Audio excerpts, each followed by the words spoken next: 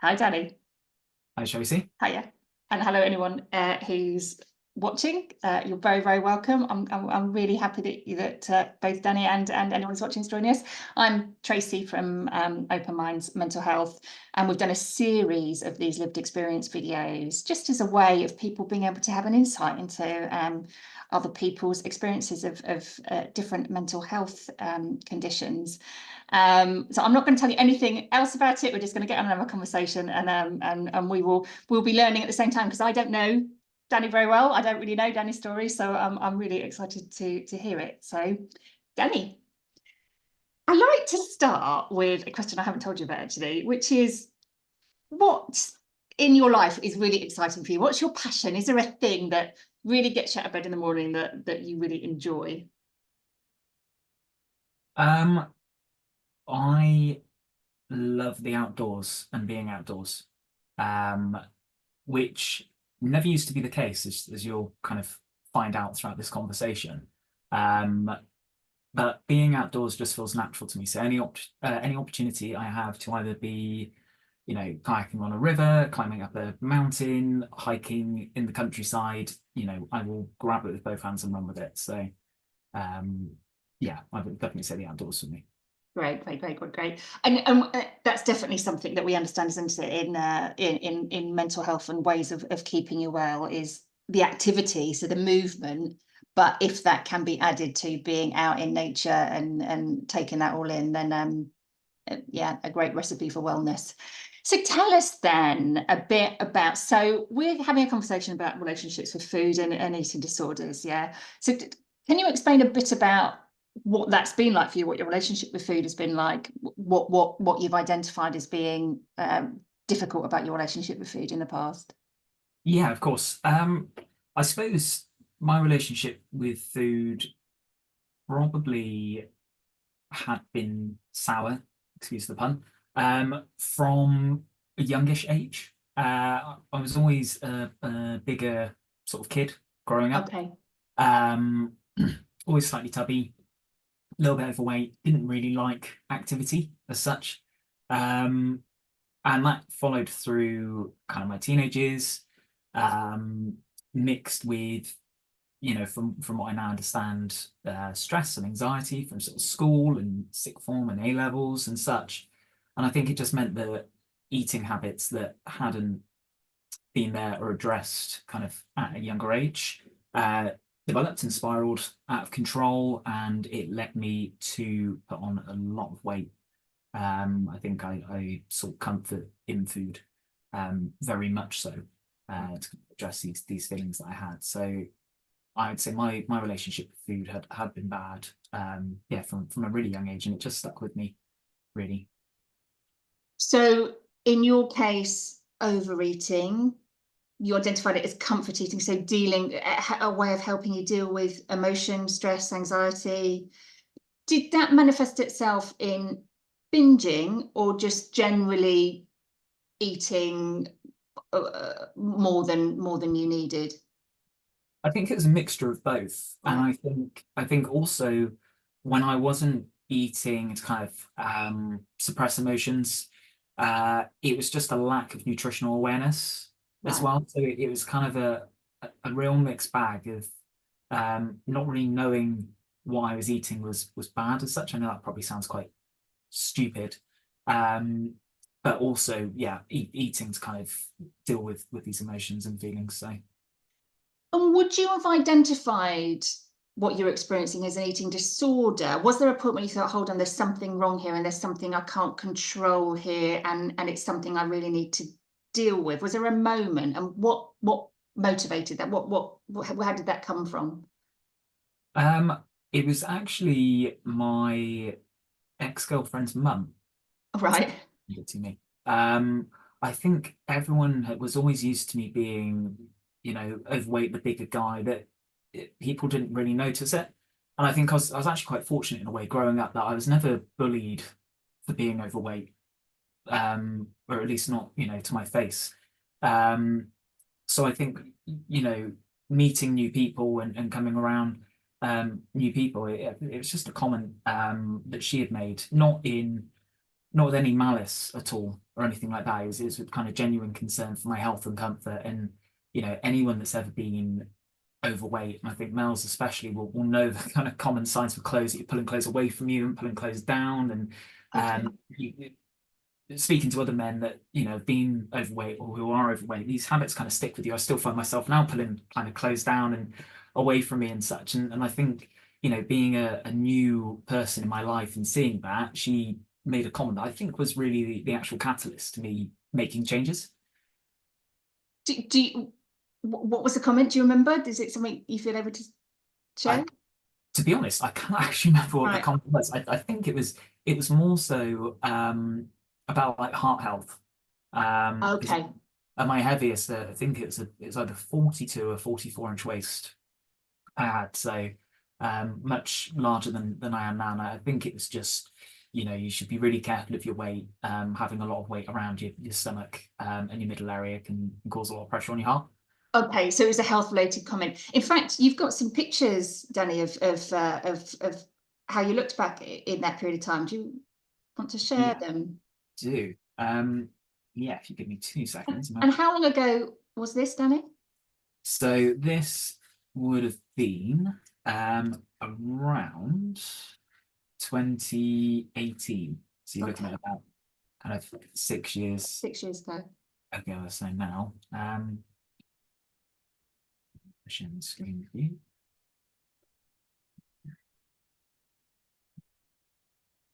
You see that okay? Yeah, Yeah. So that's me in the I mean, foreground.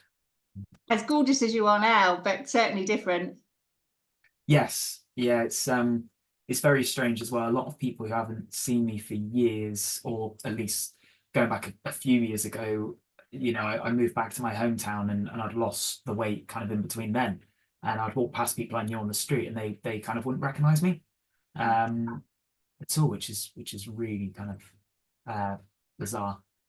Um, So, go on, come back to us full picture. So there was the health element. Did it impact on how you felt about yourself, on your confidence? Was there any emotional impact of carrying extra weight? Do you yeah. remember? Yeah, very much so. And I think that still kind of sticks with me now as well. Um, it it was really difficult. I think in all sort of aspects, in kind of career and dating and making friends. And you know while I kind of lived with my weight, I was also very embarrassed of it. Um, but it's one of those weird kind of feelings that you don't want to live that way and continue living that way, but you need that kind of catalyst moment to actually make the change. It's very disconnected in that kind of sense. Of course. You deep down, you need to make the changes, but you almost need that canon event to cause the change. But as a kid, I was really shy. And since losing weight, my confidence has come on leaps and bounds. And I've done things I'd never have imagined doing before. um but certainly as a kid I loved drama and acting. Used to take part in kind of all of the school plays and such, and I think I really enjoyed that in a way, because when I went on the stage I wasn't me. I was playing a character. I was someone else, so I kind of left all of those feelings behind in a way. So We'll get on to how you started dealing with that and how that looked in a minute. But last question on this one is would you liken your relationship to food in those days to an addiction? Was it that in your head you knew you wanted to change, but actually the realities of controlling that relationship was really tricky, like it might be for someone who's addicted to alcohol or drugs or other things? Does it feel akin to an addiction, or was it just more just that it was such a life change, it was difficult to face making that, or indeed something else? yeah, I think it's probably a mixture of both, because back then I drank alcohol as well. So I haven't actually drank alcohol for about 3 years this week. Wow, congratulations. Thank you. So I think, looking at the calorie content and alcohol as well, and then also food, and then, when you drink, eh, you're more likely to eat, say after a night out, pick up a kebab or something on the way Yeah. back home. So I think it was just this massive kind of mixture of things going on. So tell us then. So your ex-girlfriend's mum made a comment that felt like a bit of a trigger in terms of then impacting on how you dealt with food. So how did you start to deal with that? So I had a few recommendations from kind of people. The biggest thing was Slimming World, Okay. and like Weight Watchers as such. So I joined a kind of Slimming World group, local one, back down in Chandlersford, Southampton, which is where I was living at the time. And I went to kind of a few sessions, and it was interesting kind of learning about food. Being a nutrition professional now, I'll hold back my comments on Slimming World and how I feel about them now. But back then, learning about the different food groups as such was I'd never done that before. I'd never really looked at food and thought, this is this is that. And I started to lose a little bit of weight from Slimming World, but something about it didn't sit quite right with me. I think where there were a lot of women in the group, it was very kind of female oriented. As a man, I kind of felt a bit out of place as well in there. I know that they're meant to be, welcoming groups as such, and for some people that's absolutely fine. But yeah, so I kind of took that foundation of knowledge, and then I started learning about nutrition myself and doing like lots of research. I'm a very inquisitive person. I like to learn things and absorb knowledge and teach myself things. So yeah, I started doing that, and then applying kind of these learnings to what I was eating, and writing out meal plans, and actually cooking food myself and learning to cook, or cook more of a variety of food, shall I say. And yeah, from there the weight kind of just gradually came off. Then I think it's after I lost about 5 stone, I started looking at exercising. So I started things like Couch to 5K, which was a fantastic way to kind of get outdoors and be active. I decided to kind of leave my car at home and walk to work. More, it's about half an hour, 40-minute walk, but do that twice a day, and that's nearly an hour and a half of activity a day, just on your commute. And then the gym came a little while kind of after that, resistance training and weight training. But yeah, that's kind of the order of process. And so far that's been a 6-year journey-ish? Yeah, around that. And So, in that, you told me a bit when we were talking on the phone the other day that you took that learning to a professional level. Actually, you started learning to be a nutritionist. Or was that motivated in a way to help other people that might have had similar experiences to you? yeah, definitely. I think going back to my kind of comment about Slimming World and being very, female oriented, I think I wanted to create a similar kind of space for men, but also with the kind of foundations that I learned to lose weight. I feel like things like Slimming World and Weight Watchers, once you're on the plan, as soon as you come off the plan, a lot of people seem to put weight back on, or so research suggests. Whereas I rather wanted to create a different approach, where it was more teaching people the foundations of nutrition, that they could apply that to them to their own lives and learnings as such. So it's much more flexible. And would you say it's been a wholly healthy journey for you? Have there been times when you've worried that the other side of relationship with food and exercise has begun to take over and be obsessive and less healthy, or have you managed to get a healthy balance, do you think? Um, Yeah, that's an interesting one. So there have been times that my weight has been very, very low.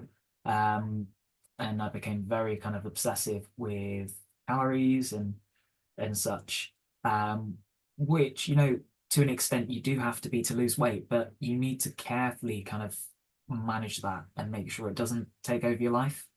Um, the times that has happened, I've actually been working with kind of a coach myself, or various coaches, and they obviously want to see you get results, and the results that you want, and they kind of drive you and push you as such. But a sort of like a physical coach or an emotional coach. a physical coach, Right, sorry.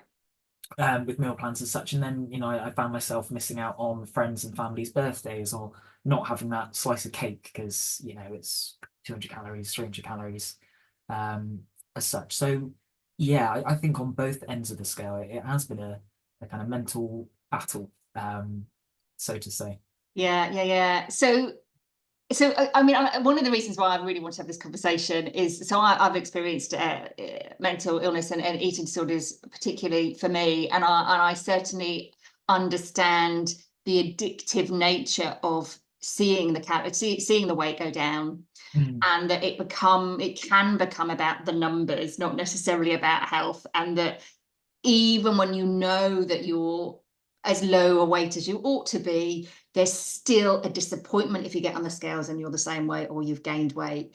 So you're not. Is that something that you've got where you've experienced that? Okay, I'm not losing now. Oh God, I feel rubbish. So I'm going to have to miss out on that piece of cake. I'm going to have to run some more miles. Or Yeah, does that happen for you?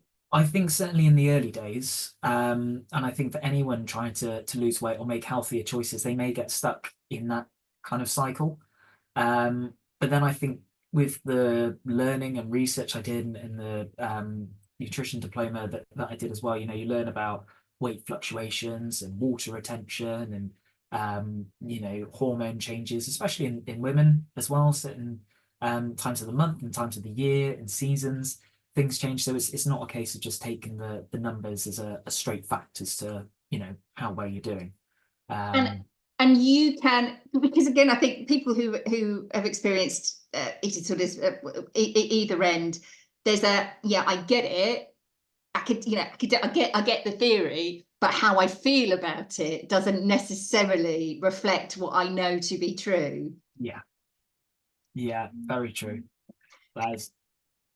So have you ever been worried for yourself? Has anybody ever been worried for you that your relationship with food has sort of become maybe detrimentally the other way, as much as it might have been detrimental to your physical and emotional health when you were gaining weight? Yeah, definitely. I think my parents were a little bit worried about it. At my kind of lightest, I was about 10 stone. But I wasn't at the time kind of resistance training or doing any kind of weight training. Right. So yeah, I was very kind of like skinny, almost like a skinny fat sort of look. Do Whereas you look at BMI? Is that something that you? I do and I don't. I think it has a certain place, but I think to base your health purely or solely just on BMI, and certainly medical professionals, is irresponsible. Would 10 have been a low BMI for you? No, so 10 would have still been in a healthy Just range. healthy, right? For kind of my height, I think lowest end of the scale is about 9 stone. And Okay. top end is about 12 stone. So Yeah. But for you that felt like that was becoming a bit lower than it was safe or well for you. Yeah, because I think even at that weight, I was looking at myself and thinking, oh, I could lose more weight. Whereas now, I sit a little bit heavier than that with a different kind of body composition, and I look back at those photos and I think, crikey, Danny, that you didn't need to lose any more weight. But I think when you're there at that moment, at that time, and you're looking at yourself, especially coming on such a long journey as well, you think, I've got to this point, I can do it, or I need to do it. So yeah.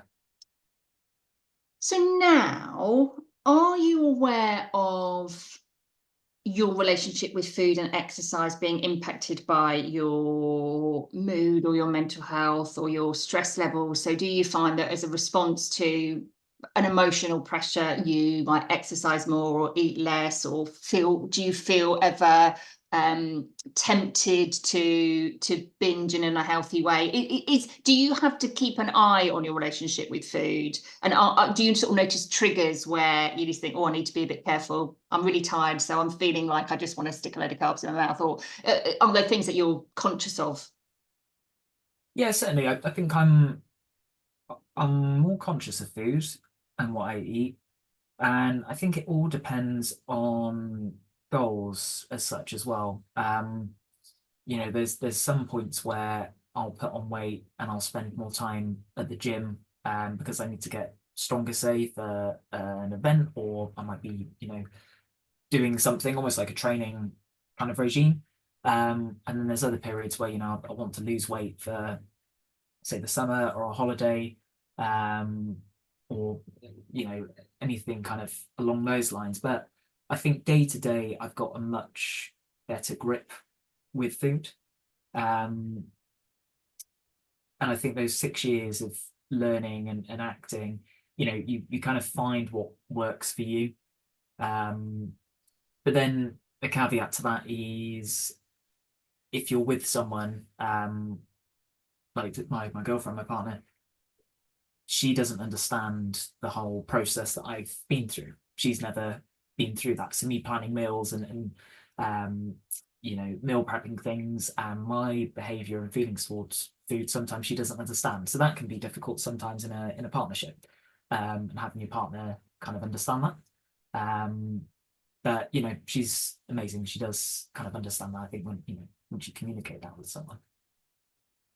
One of the things you talk about with people who have had mental health issues is around signs and early signs, and having people around you that know what your signs might be that you're struggling, which it can manifest itself in all sorts of ways. Do you have people around you that would say, or do say, or have said, actually, Danny, chill out a bit, mate. It feels like you're getting a bit obsessive about this, or you seem to be really struggling, Denny. Are you all right? Do you have people around you that check in and will just check that you're okay? Yeah, no, I've got a really kind of supportive family and friend group as well. You know, they know and appreciate what I've been through. Um, you know, all my friends that I went to school with, and they've known me, you know, from a kid and teenager, and almost been through that kind of journey with me, as such. So yeah, they're all really supportive. So. It's a really tricky one because there's such a fine line between, so I mean, from the conversation we've had, it sounds to me like you've really focused on learning and educating yourself and making informed decisions, and then building up activity that then motivates exercising in a particular way for a particular outcome. Yeah, it all sounds, you know, really healthy, balanced life change that you've made. But it can be a really grey area between that and becoming absolutely driven by thoughts about food, thoughts about exercise, thoughts about yourself not being good enough if you don't, that love-hate relationship with, I really don't feel well enough to exercise today, but I've got to because or else I'll feel really bad and I won't feel like I can eat lunch, or I won't feel like I can go out to dinner with friends or whatever.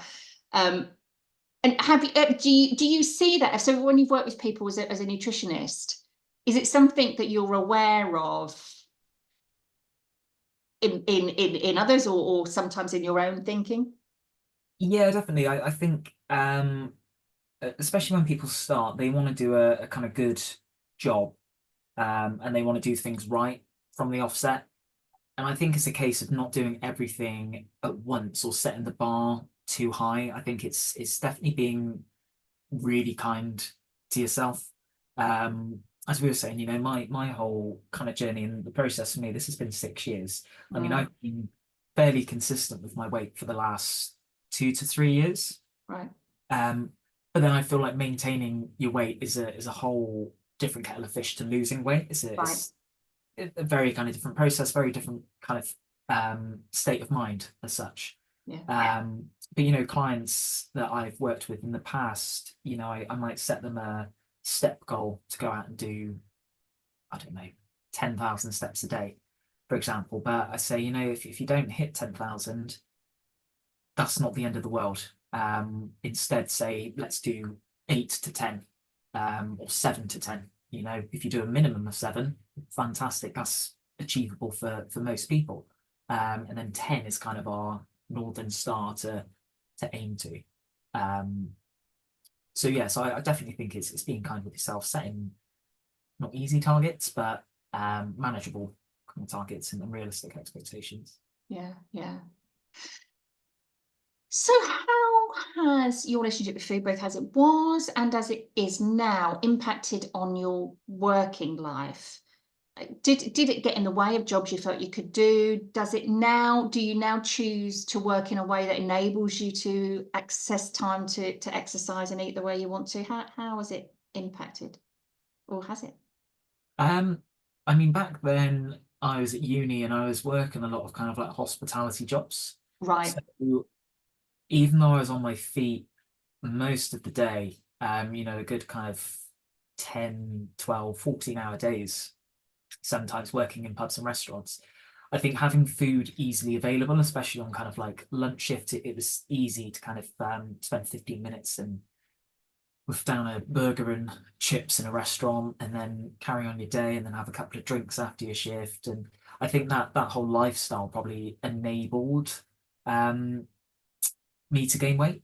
Mm, Um, wasn't the sole reason, but mm, it made kind of food and drink accessible. Whereas now, with what I do and working partly from home, partly in an office, it means that, you know, I have the time now to prepare food and, you know, think things through um, more. Although it is difficult working at home when you've got kind of a snack drawer in between meetings, or you pop to the loo or walk past it to make a cup of tea, you think, oh, I'll dip in there.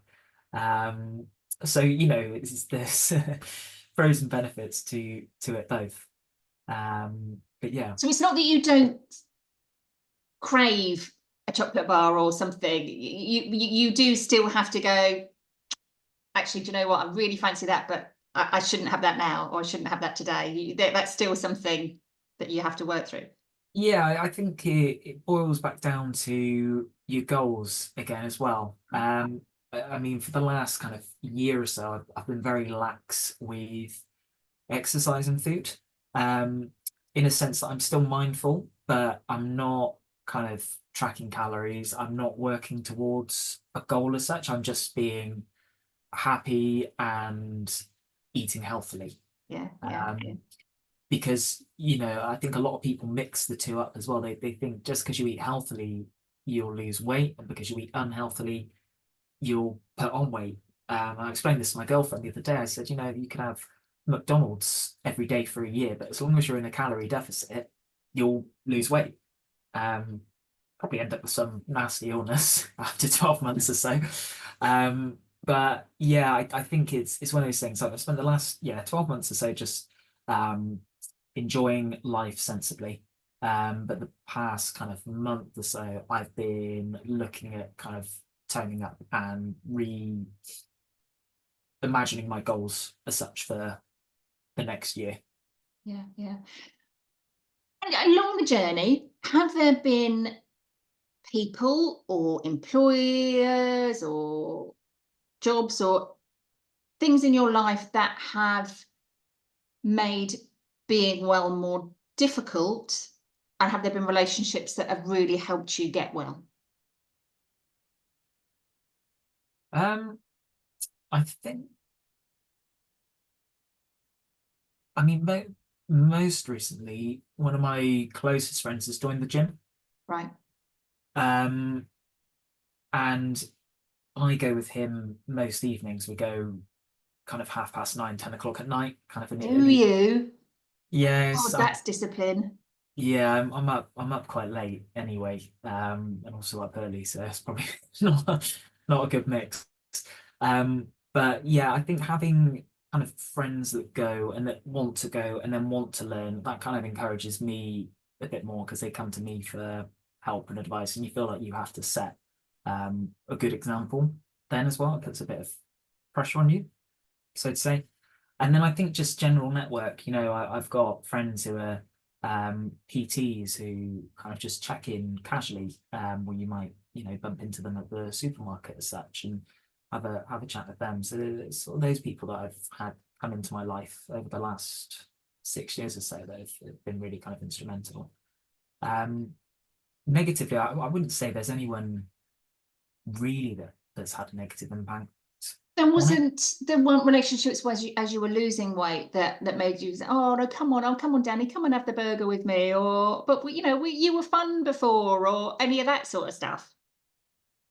No, to be honest, I think my whole circle was so kind of supportive of me doing it. Yeah, no one really wanted to, well, no one stood in the way at all, and even down to kind of giving up alcohol.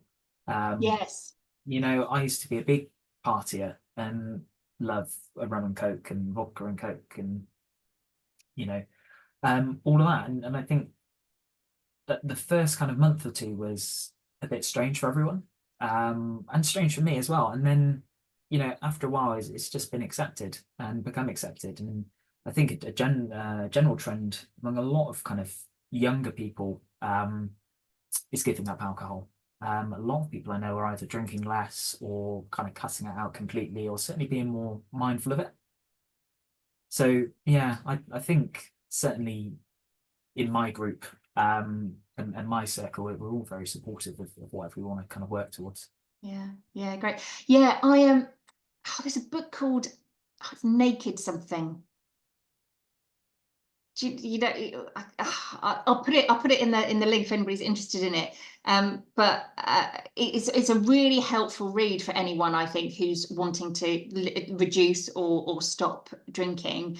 And it really highlights how it's in every, if you watch something on telly and they're always there with a beautiful looking large glass of red wine while they're cooking. And you just think, God, people are always drinking on this program, or, adverts or whatever that could just make you feel like you want it. But actually, it's a really interesting book about actually what it does, but also how you psychologically deal with being a non-drinker. And I think in terms of part of being in control of what you're eating and your exercise and how you physically feel, how you emotionally feel, because actually often people drink because they think it alleviates anxiety or improves mood. And in fact, we know that it does the absolute opposite, apart from possibly the first couple of sips where it's the excitement of having it rather than actually what it does.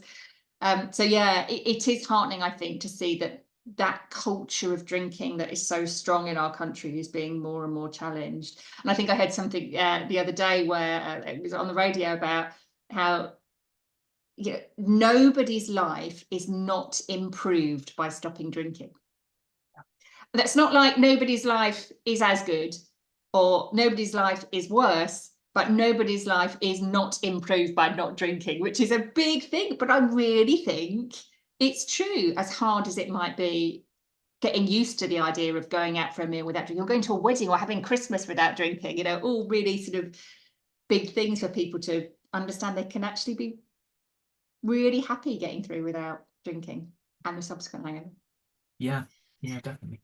So anything you would say, so if somebody's watching this and they're really struggling with a relationship with food, either way, actually, either that they can't stop themselves eating things that they really want to, or that actually they've got a bit obsessed about restriction and exercise, and anything you would say is a helpful or important part of being as healthy about it as it sounds like you have. I think it does, again, really boil down to education, on the front of not knowing kind of what to eat or where to get start. I think certainly looking on websites like the NHS and going to kind of trusted sources for sure. I mean, diet culture is rife, and there's a lot of misinformation out there, and there's a lot of different diets out there, and people selling you shakes and pills that promise 2 stone weight loss in the next month and such. And some people are so desperate to achieve those results that they'll take any kind of option or shortcut to get there quicker. But really, there's no shortcut to weight loss, and if there is, unless you change the behaviors and feelings and thoughts that are causing you to be overweight, you'll put it back on. It's as simple as that. It's a process. It's a learning process.